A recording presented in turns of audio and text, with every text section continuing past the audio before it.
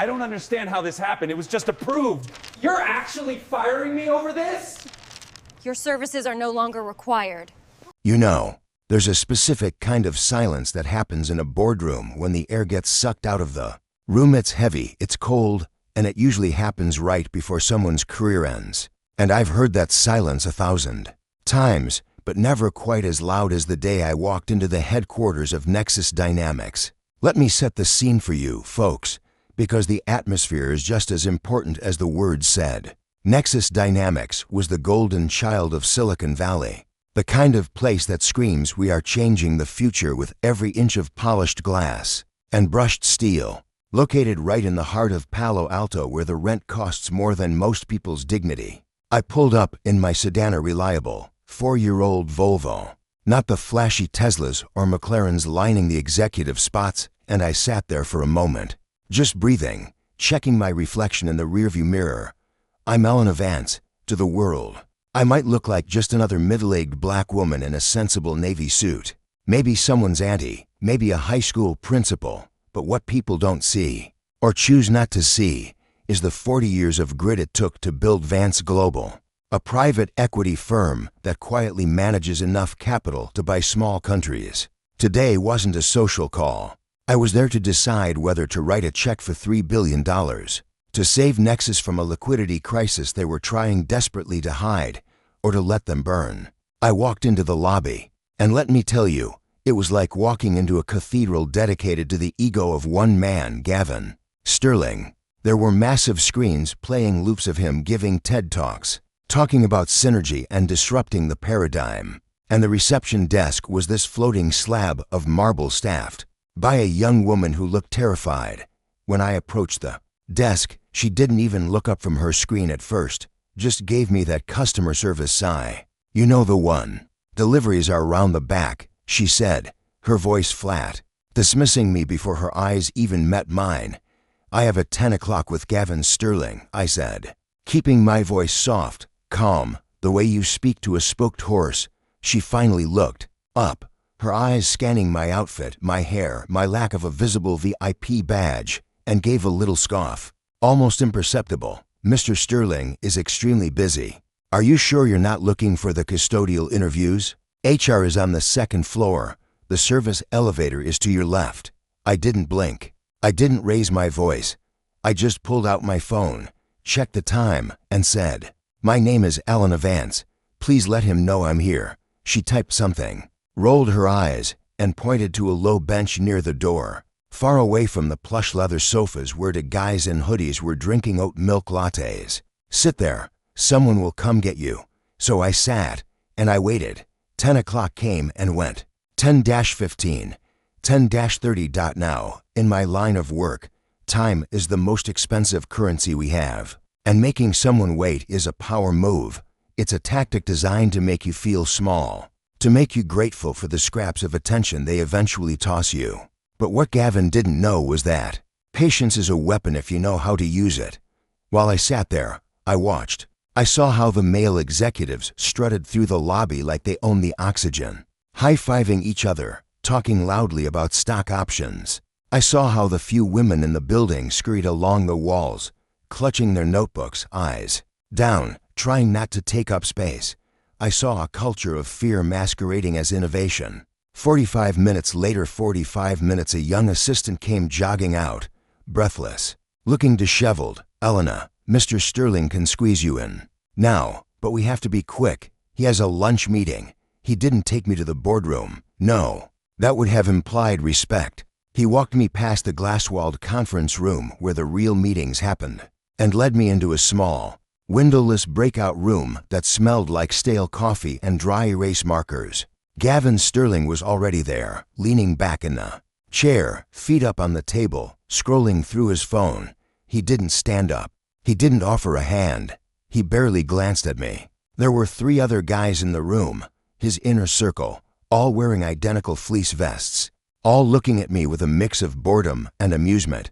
"So," Gavin said, finally tossing his phone onto the table with a clatter, "you're the, what was it? The consultant from the city? Look, I'll be honest.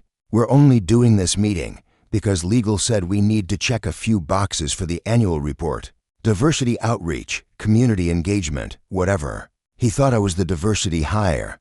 He thought the potential savior of his company, the woman holding the $3 billion lifeline, was there to plan a potluck or give a seminar on sensitivity. I'm here to discuss the Series E funding round, I corrected him, pulling a slim leather portfolio from my bag.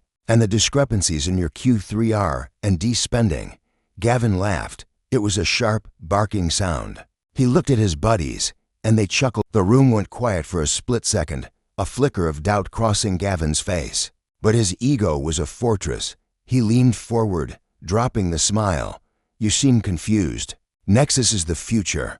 We don't need saving. We have investors lining up around the block now. I have 5 minutes before a very important partner arrives, a real partner. So why don't you give us the quick version of your little pitch? He started tapping his pen on the table, a rhythmic, annoying tick-tick-tick, signaling that my time was wasting his brilliance. I decided to test him. Okay, let's talk about the AI integration. Your prospectus claims a 99% accuracy rate, but my independent audit shows barely 70. Can you explain the latency issues in the server clusters? Gavin blinked. He looked at his CTO, a guy named Brad, who suddenly found the pattern on the carpet fascinating. Gavin didn't know the answer. He was the vision guy, the hype man. He didn't know how his own machine worked. That's proprietary tech. Gavin snapped, waving his hand dismissively. You wouldn't understand the architecture. It's complex stuff, lots of code. Let's stick to your lane, okay? Tell us about culture. Do we need more bean bags? Is that the problem? It was agonizing. Every minute was an insult, not just to me, but to every woman, every person of color, everyone who had ever been told they weren't smart enough, fast enough, or cultural fit enough. But I kept my face smooth. I let him dig his grave with his own tongue. Then, the door opened.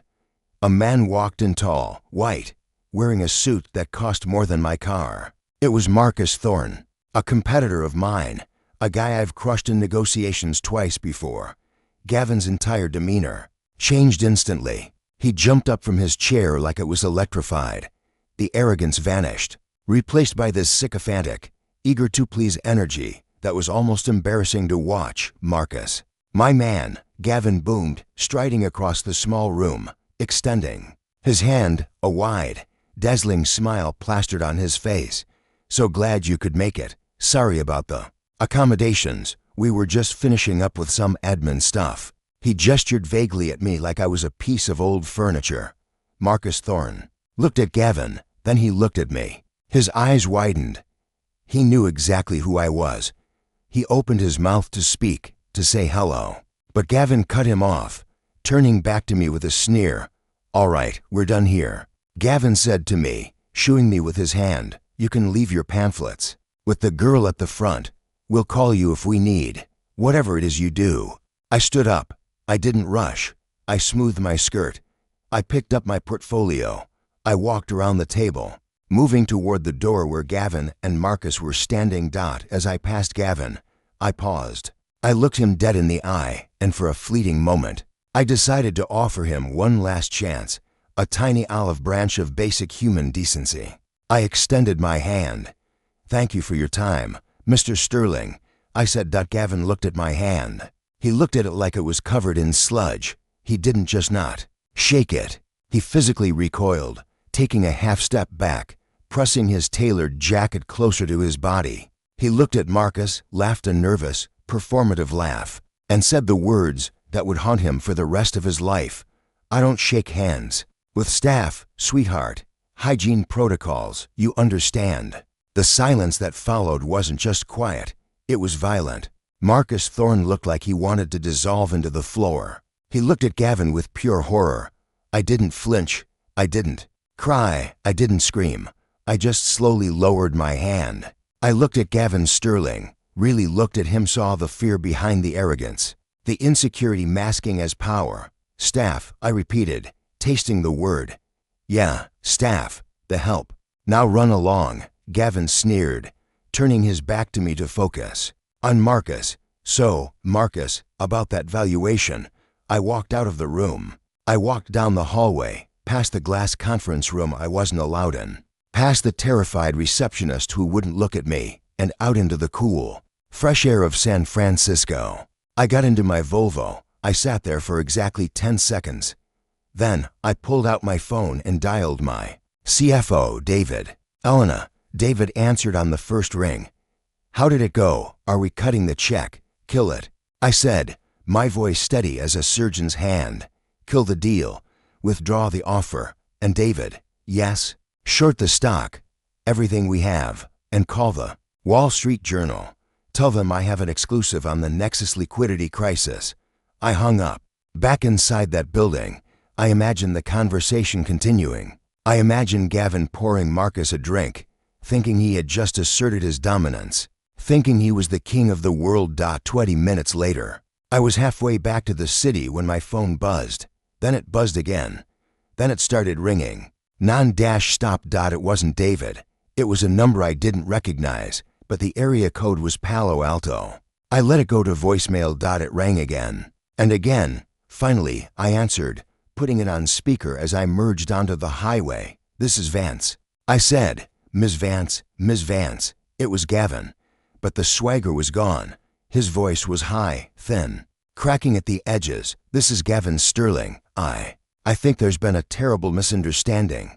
Marcus just told me. He told me who you are. There's no misunderstanding, Mr. Sterling, I said, watching the skyline approach. You were very clear. You don't shake hands with staff, please. He stammered, and I could hear the background noise shouting, phones ringing, chaos, the stock.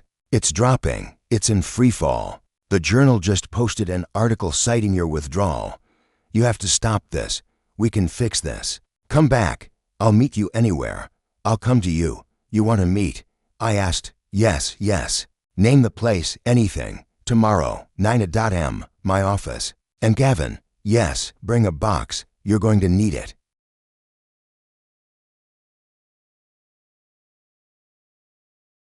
I hung up the phone before he could stutter another excuse. And the rest of the drive back to the city felt different.